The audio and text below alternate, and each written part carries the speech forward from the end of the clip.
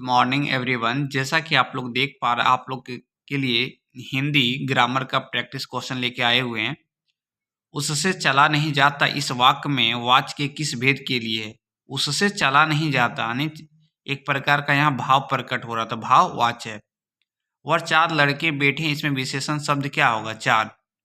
मेघ का पर्यायवाची रूप क्या होगा? यानी कि मेघ का पर्यायवाची क्या होता है? वारिद होता है।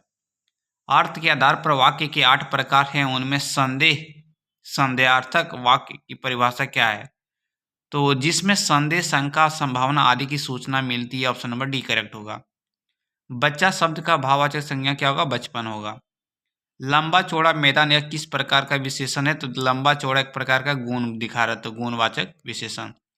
मोहन जी सब्जी के मार्केट जाते, इस वाक्य में क्रिया कौन सी है? तो जाना। जाना एक प्रकार का क्या क्रिया है।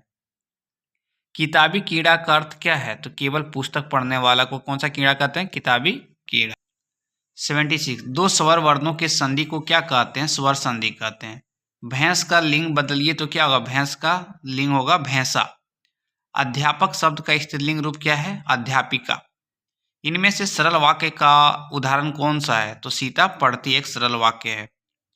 उपमा उपयोमा रूपक उल्लेख उत्प्रेक्षता अतिशक्ति, तो इस प्रकार का किस अलंकार का भेद है? तो देखिएगा अर्था अलंकार का भेद है। तलवार शब्द के पर्यायवाची शब्दों में इनमें से कौन सा अलग है? तो तलवार का पर्यायवाची शब्द में देखिए चाकू अलग है। नेक्स्ट,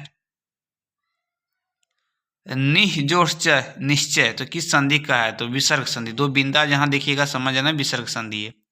विसर्ग संधि किसे कहते हैं? विसर्ग के साथ साथ स्वर अथवा व्यंजन वर्ण की संधि की यह कहलाता है।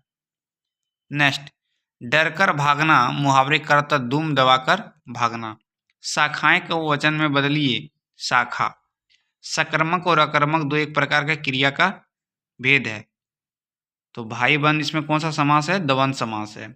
सकर्मक और अकर्मक ये दो क्या है? क्रिया का भेद है। शाखाएं का वचन बदलेंगे शाखा। तो देखिएगा कौन सा यह सर्वनाम के किस भेद के लिए उदाहरण है? तो कौन एक प्रश्नवाचक है। एक वस्तु के समीप दूसरी वस्तु को रखकर उनकी समानता प्रतिपादित करना क्या कहता है? उपमा अलंकार है। मादा का लिंग बदलिए तो मादा का लिंग क्या होगा? नर। द्विगु समास का उदाहरण है त्रिलोक, क्योंकि इसमें संख्यावाचक होता है। त्रि मतलब तीन। निम्न में से कौन सा वाक्य सार्वनामिक विशेषण का उदाहरण है? तो मैं वहां से कुछ चीजें लाया था। घुटने टेकना इस मुहावरे का अर्थ है हार मानना। सीढ़ी शब्द का बहुवचन रूप क्या है? सीढ़ियां होगा। राधा ने कहा कि मैं आऊंगी और स्थिति ऐसी हो गई वह बीमारी के कारण ना आ सकी। इनमें से संयुक्त वाक्य का जोड़ कौन सा है? और। तो जोड़ने को संयुक्त। अविभव समास किसे कहते हैं? जिससे समास पद अवयव हो तथा जिसका पूर्व पद प्रधान हो अविभव समास कहते हैं। वाच्य के किस भेद का कर्ता प्रधान होता है? तो कृतवाच्य में। पेड़ का पर्यायवाची रूप है